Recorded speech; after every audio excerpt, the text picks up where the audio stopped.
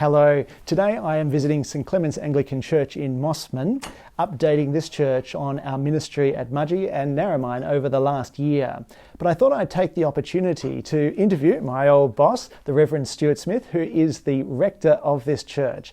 I thought it would be great specifically to ask him some questions about evangelism, as he taught me so much over so many years.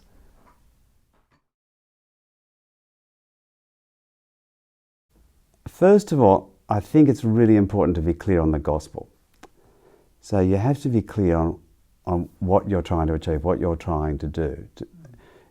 You know, whether that's a basic outline or whether it's one particular scripture sentence.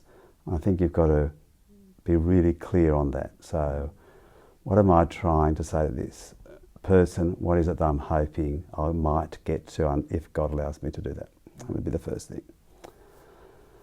The second thing I think would be not to get sidetracked.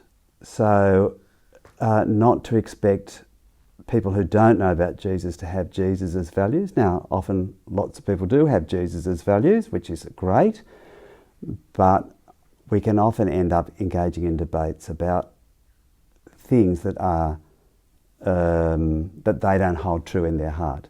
So we can't expect somebody who doesn't know Jesus to follow Jesus' teachings on marriage or relationships or life and all that sort of stuff.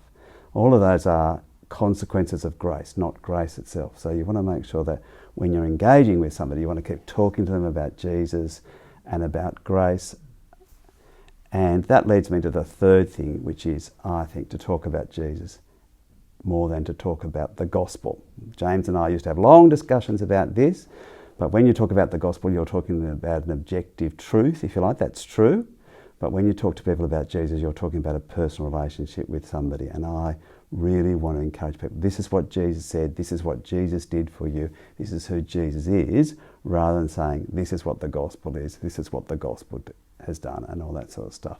Because I think it's much better for people to engage with Jesus, the man who died for us upon the cross, rather than an objective truth like the gospel, though that's true, of course. That's easy. James is asking the question, what would I do for somebody who's newly come to Jesus? And that's a very easy question, because after 30 years of ministry, I wish I'd done this more, which is follow them up and keep checking that they're clear on what it is that Jesus has done for them and who Jesus is. Because often people go down a path and they haven't really got the basics correct, or they're not sure about that sort of stuff, or they're not sure that their sins are forgiven, that sort of stuff. And I want to keep follow them up, follow them up, follow them up. That's what I would do.